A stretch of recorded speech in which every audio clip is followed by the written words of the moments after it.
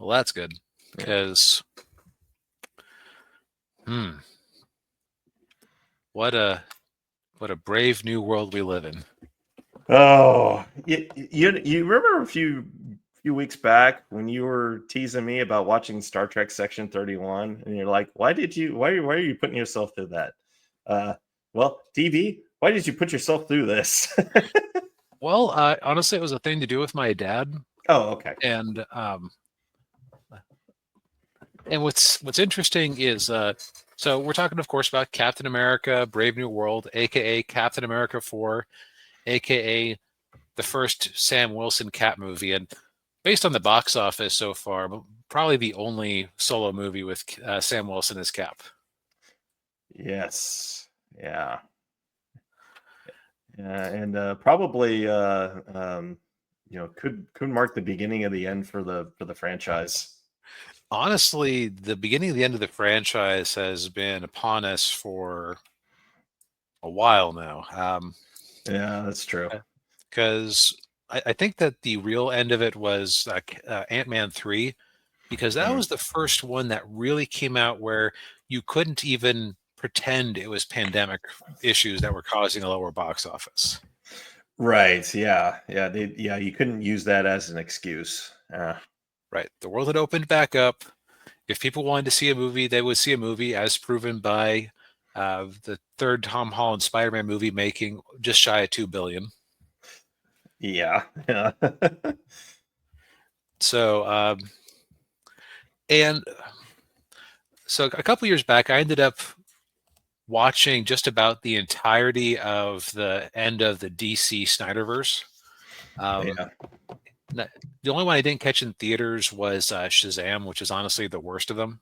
Shazam 2, Yeah. I should say. Oh yeah. Yeah. That one was awful. Yeah. We didn't give it a very good review, as I recall. No, no, we did not. But I ended up watching Flash and Blue Beetle and Aquaman 2. Mm. I would watch all three of those ahead of this one. Oh, and I've seen the Flash. Yeah, I think I Ugh. had a slightly more positive take on the Flash than you did, but Yeah. this movie has similar sorts of problems. Because, okay, so the problem with Sam Wilson Cap is the same problem that they had when they tried this in the comics 10 years ago, coincidentally, after Disney bought them. Oh.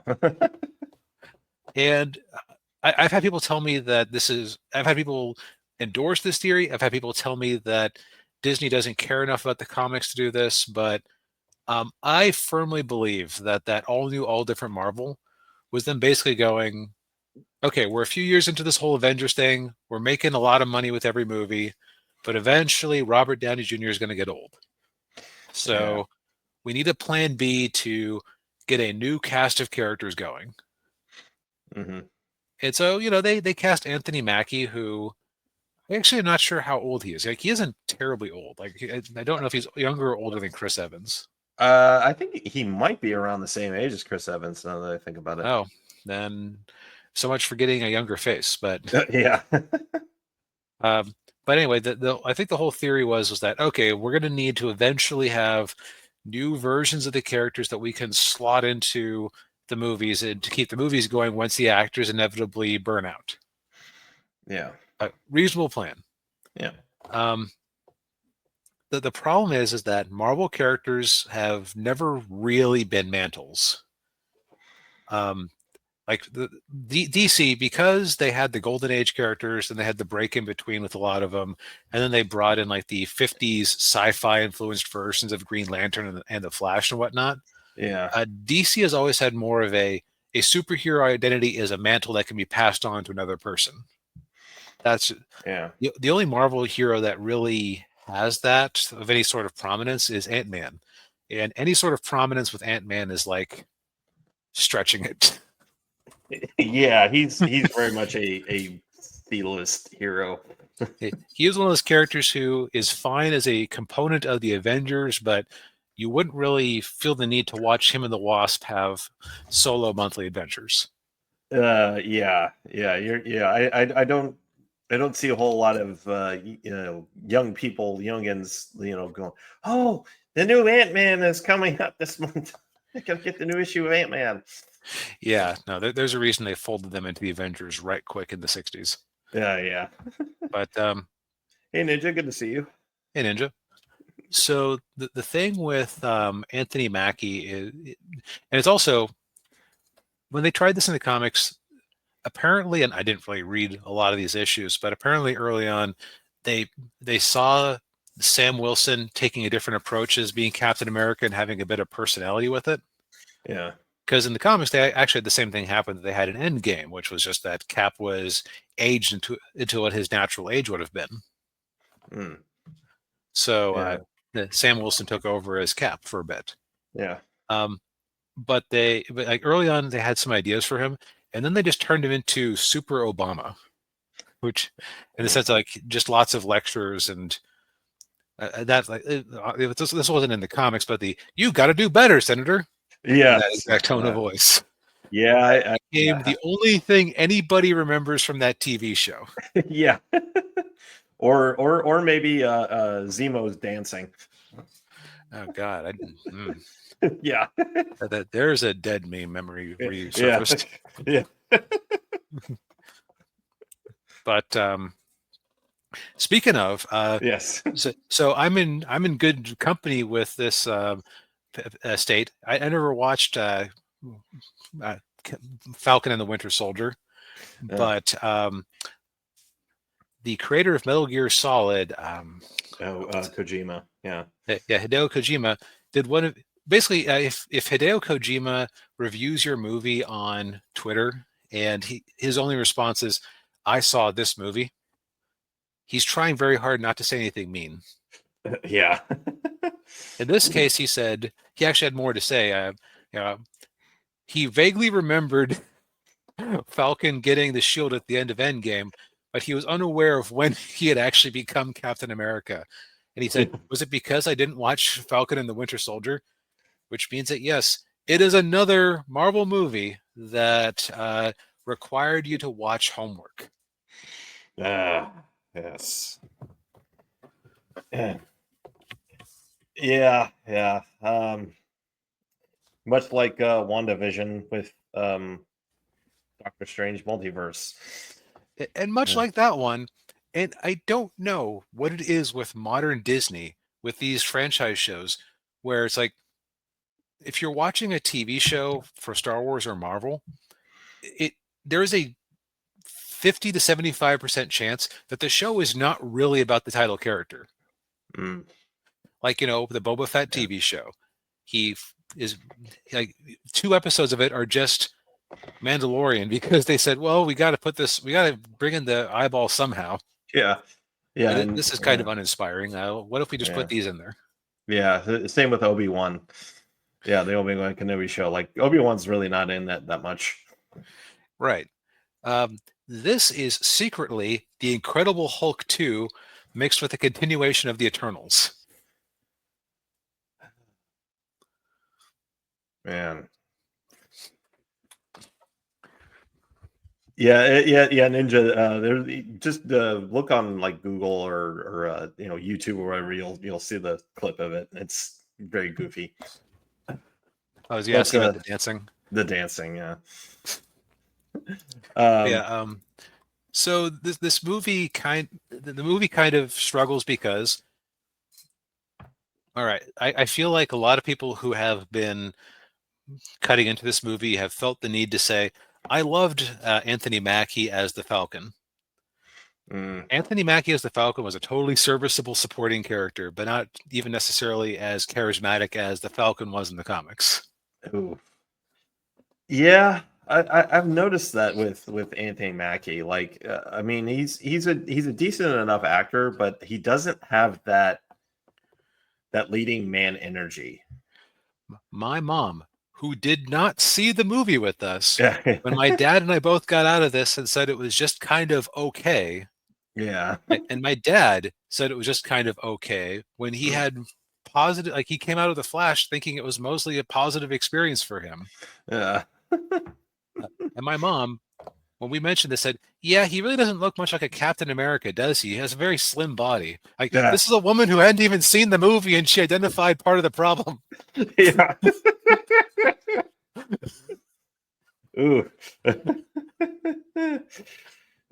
No, yeah, not what you want to have with your $400 million movie. Yeah, or whatever budget they admit to. Yeah. So overall, this doesn't work, and I don't necessarily feel the need to get into the blow by blow of the plot because this movie's been out for 2 weeks. If you cared, Mm. you've seen it, uh, and you've watched The Critical Drinker or Nerdrotic or some of the pro Marvel channels break it down. Yeah. Yeah. Um, what I will say about it is that, um, uh, so what I'll also say is that large parts of this movie are ingredients that were just underdeveloped. Mm. Like, and part of the problem was that The Incredible Hulk came out in what, 2008, 2007, In 2009, I think. 2009, 2008, 2009.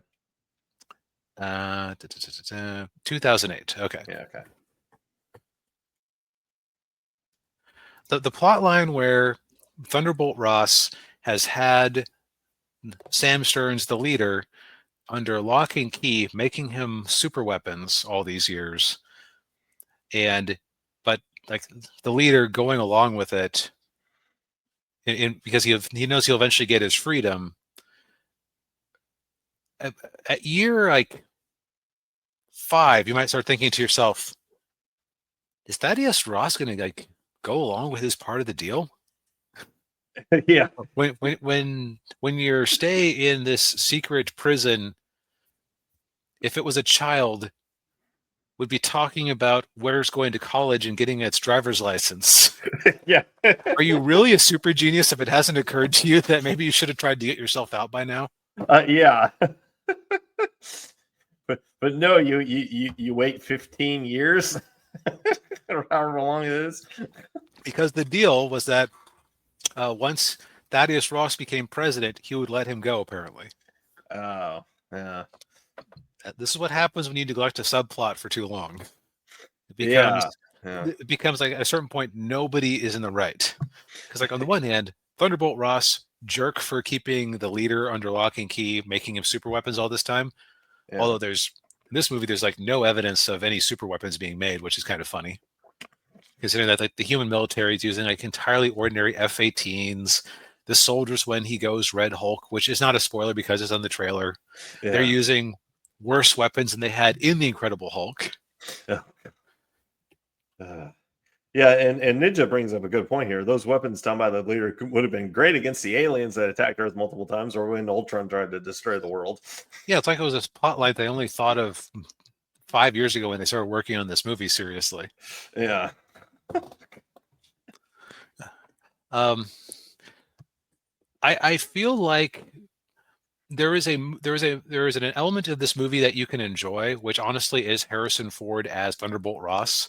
Mm. Here's the thing: I know that this is a role that Harrison Ford, like apparently, I want to say he signed up for it while he was filming Indy 5 as like a favor because was it William Hurt died?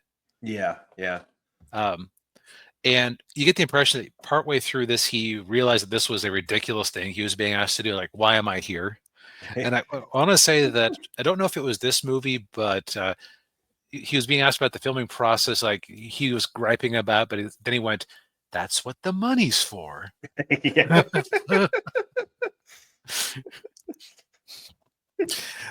So even like there were a couple of line deliveries where it's just like, "This is ridiculous," and I have no idea what I'm talking about as I'm describing adamantium, Oh, yeah. or or as I'm describing the celestial that's stuck out of the Indian Ocean, halfway hatched. Oh, yeah. Um, he still carries this movie. Like he actually has a character arc. Yeah. Yeah. Um, Anthony Mackie is just kind of there. Like he's hero man. He's Yeah. along for the ride because he's trying to help his friend, the Tuskegee experiment Captain America introduced in Falcon and the Winter Soldier, who is accused of attempting to assassinate the President Ross. Oh, yeah. Oh, I forgot about him. He is one of those characters who how to put it. Okay, so in any sort of cinematic or comic book or other shared universe, there are things that once you introduce them, forever tarnish anything else you could do in that universe. Yeah. Like I'll give another Marvel Comics example. By the fifth or sixth time you're uncovering a secret experiment or shame or past sin in Professor X that you're having to deal with in the present, he stops being a fundamentally good man who had feet of clay in some moment of pressure, and you realize he's just a jerk who stumbled into a positive philosophy. Yeah. Yeah. Isaiah the Tuskegee Experiment Captain America is one of those elements where I don't like him existing in the Marvel Universe. The actor did a good Yeah. job. His storyline is like you feel for this guy who had been kept legally by the government all those years, getting caught again and just like the dealing with that trauma. Yeah. He portrays that well, but it's also like this is not something for a lighthearted comic book universe. Yeah. And I had a problem when they brought him in on Falcon and the Winter Soldier, because I do remember that when Sam and Bucky go to visit him, and I'm like, what's the point of this? Like, why are they? It kind of felt like a giant virtue signal, if I'm being honest. Which is from everything I've heard about Falcon and the Winter Soldier sounds like a good description of that TV show. Yeah. Yeah. The other funny thing is that they do try to emphasize just no, he's Captain America. Everyone calls him Cap. Okay, it's Mm. like Daniel, like we've had a long conversation here. I Yeah. haven't used your name more than 3 times probably in the last 50 minutes. Yeah. I would say, "Hey, buddy. Hey, man." Or Yeah. just like we know who is talking to who because there are only two of us. Yeah. First 15 minutes or so of the movie, hey, Cap. Oh, it's Captain America. Hey, you aren't paying for this. You're Captain America. Hey, Cap, what's the situation? Oh, jeez. Yeah, so they had to really drive that point home that he's Captain America. Right. And and ultimately, it's weird because it's like they make a big deal out of how he didn't take the super soldier serum, but he's functionally identical to someone who took the super soldier serum. Yes, and he's somehow able to hold his own against Red Hulk. Here's the thing: holding his own against Red Hulk, if it had been like if he had been using his wings and maneuvering and everything, that would have been one thing. Like that would have actually been a cool dynamic for a fight. And Yeah, they do have a fight with where he and his sidekick I have not mentioned until now, Joaquin, New yeah, Falcon, have to fight a couple of F-18 fighters. That was probably the best part of the movie, just because it felt like some nice superheroic action. If it had been Red Hulk versus a bobbing and weaving Falcon trying to distract them while they got some sort of anti-gamma ray super dingus in position. yeah, I just emphasize like it kind of borrow Steve Rogers. I could do this all day thing where it's like about just endurance and human spirit yeah, versus unwavering strength. But I guess they didn't want to have to pay Harrison Ford for too much mocap work. yeah, You can also tell that this thing was chopped up quite a bit. There is a scene with the leader where he just looks like he does not belong in the background he's in. oh, And here's the thing: I tend not to notice that on my first go around with a movie. mm. I'm sure there were lots of other shots that looked similarly chopped together. Oh, I'm sure. Yeah, Yeah, I mean, this movie was reshot at least twice. yeah, like it's Yeah. just, and you could see element like apparently it was originally much more January 6th. Mm. They've taken anything politically interesting out of this. Like apparently the villains were originally going to be the Serpent Society. They are now a subplot. Oh, yeah, Uh, they are basically just mercenaries hired by Stearns as. I wonder if the whole Red Hulk and leader thing was just stapled onto this movie because they were looking for a new ending. maybe. Yeah, Also, there's this whole subplot about of Ross trying to make sure that everybody gets access to the adamantium that's coming off of the Celestial. And his uh, great rival is, of course, the mighty East Asian country of Japan. Look, you probably make more money off of Japan than China with these Marvel movies at this point. Yeah. Choose who you're pandering to. Yeah, yeah. We know what you're doing. Right. And and Japan doesn't make any sense as the country that would be pushing up against this. Like, it's in the Indian Ocean. I don't think Japan has an expeditionary navy that's able to have. I don't think. I'd have to look double check it, but Yeah. if Japan has aircraft carriers, I don't think they're aircraft carriers that are able to operate in the Indian Ocean. Yeah. I thought they lost all of that after World War II. Yeah, I'm pretty sure that like the Japanese Air Force operates off the islands because why do you need it? If you're a defensive military force, why would you need aircraft carriers when you already have aircraft carriers called numerous tiny islands spread strategically around your homeland? Yeah, exactly. Oh, yeah, ninjas. Oh no, not the country whose big hero superhero team is Big Hero 6. Man, I wish that the a Big Hero 6 live action movie would have been much more interesting than this. Oh yeah, oh yeah. But yeah, so yeah, this is really a Harrison Ford Thunderbolt Ross movie, which, truth be told, I had to be reminded that he has shown up in the Marvel Cinematic Universe since Incredible Hulk. Like, I know he's been in there a few times, but like he's not super memorable anytime.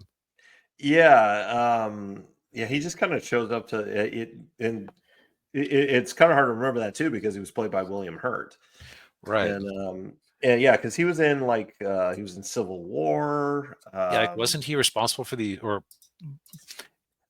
involved with the Sokovia Accords? Yes, yeah, Okay. and he was I want to say he was like the Secretary of State in the movie, uh, and then he was in, very briefly in Infinity War and Black Widow. Okay, so see, it's it's a story of redemption of a character I forgot had existed for like 15 years, even though I had seen him multiple times in the meantime. Yeah, And yet he's the emotional core of this movie, and he's the part that gets the closest to working. yeah, Anything with Anthony Mackie, kind of flat. yeah. Anything with what's his name from Big Bad or from Breaking Bad as this seeming super soldier, kind of lame. They shot on a green screen. Only interacts with Anthony Mackie. Mm, wow. Um, Yeah. Joaquin, in a Marvel universe that has featured Aquafina, he is the worst, most like Aquafina in Shang-Chi had some scenes where I thought she was amusing. Yeah. Not one, not one joke from this comic relief character actually landed as comic relief. Oh man. Bucky shows up for one scene. Yeah. Any running for Congress? Yes, despite the fact that I mean, technically, if he's declared undead, I suppose that he would be eligible to run for his home district. Yeah, but he's technically a war criminal. But didn't he actually off JFK in the Marvel universe? He might have, yeah. That man, George Santos has nothing on him when they start doing some digging into his background. Yeah. Oh man. Ooh. But he shows up for one scene, gives Falcon Cap a pep talk, then wanders off to be in the Thunderbolts, which looks like the more interesting movie, even though it's just another Guardians of the Galaxy / Suicide Squad type thing. Yeah. Yeah. Yeah, yeah, it could be good. Yeah. Yeah, this movie doesn't give me a lot of hope on that. Like, Yeah. so overall, there are elements here that are good. I'd say the two oh I forgot the Sabra character who's just called Ruth the whole time. I Oh, understand that the yeah. actress had stunted growth due to a bout of childhood cancer, and good on Mm, her for recovering. And I don't want to make fun of anybody's physical appearance, yeah. it's it's bad policy in general, but especially when it's something they can't control. Yeah. But sorry, she looks like somebody's 12-year-old daughter has snuck into these scenes, but she's being portrayed as a Black Widow type character. Yeah. Should have just made her a mutant, Yeah. like she was Yeah. in the comics. Yeah. Then you could have had some cool special effects with her doing things. Yeah, and they could easily do that. I mean, they've introduced adamantium in there, so you know that there Yeah. are mutants. And Ms. Marvel is technically their first mutant. Yeah. So you've popped that cork. Yeah. But yeah, it's just when I said that I would watch any of the last dregs of the DC extended universe over this, I Yeah. mean it. Mm. Because say what you will about the Flash has an emotional journey as a character. There are things that don't make sense, but there are some neat action scenes, even if the CGI is really dodgy in places. Yeah. You have Michael Keaton as Batman. Mhm. You have it feels like you just turn off the movie after he saves his dad in court, and Yeah. nothing stupid really ruins the end of it. Yeah. And oh, hey, Chengus, good to see you. Hey, Cengiz. Um, DB did So not care for it. I'm wrapping it up now, but Yeah. um, Blue Beetle told a complete story. The character had an arc. The powers shown off were kind of cool. Um, Aquaman 2, oddly heartfelt, cared about being a continuation of the original. Good character work all around. Amber Heard Mm. was barely in it. Mm. Um, this one just like it's nothing. It's beige. Yeah. They have mastered the art of comic book universes where you have stories that exist only because like, I'll tell you what this is. This is, Yeah. hey, we had a Hulk comic that got canceled like 2 years ago, but now the writer of that Hulk comic is working on a Captain America comic, and he managed to sweet talk his editor into letting him finish up a storyline he had introduced in the Hulk comic 2 years ago. Even though the Captain America really has nothing to do with it, um, and the editor mandate says that he wasn't allowed to use Bruce Banner, so it makes even less sense. But but darn it, he got his closure. Yeah. That's what this is. This is that weird comic book storyline where it's like, why is the Red Hulk the villain for a Sam Wilson Captain America movie? Because where else would you put it in the lineup? You already kind of were committed to a Captain America movie. We took out the January 6th, an analog of the Serpent Society. We still kind of Yeah. have President Ross as an angry, like I could see somebody making likening him to Trump, Yeah. but at this point it's now a stretch because they've removed the balls from the movie. Yeah. So instead of being offensive and divisive, it's nothing. Hooray! Yay. And again, my dad is a good barometer for these things. He thought it was merely okay when he had positive things to say about the Marvels, and he thought there were interesting things there. Oh. Wow. Like here's the thing, he was a big he's a lifelong comic book guy like me. Yeah. More than me. He reads more comics than I do. So like he is very he is more forgiving of it than I am, just because he likes he likes seeing new twists on the characters and things and storylines that he read years ago brought to life. Hmm. Even he was kind of lukewarm on this thing. Wow. So Yeah, yeah, that's yeah. it's worse than the Flash. Whew. Yeah. And I'm kind of curious to watch it just to see if it's worse than the Eternals. I've heard split opinions on that one Uh, because like the Eternals had flavor at least. Beige. This is beige. This is Beige. plain oatmeal made with water instead of milk. This Uh, man.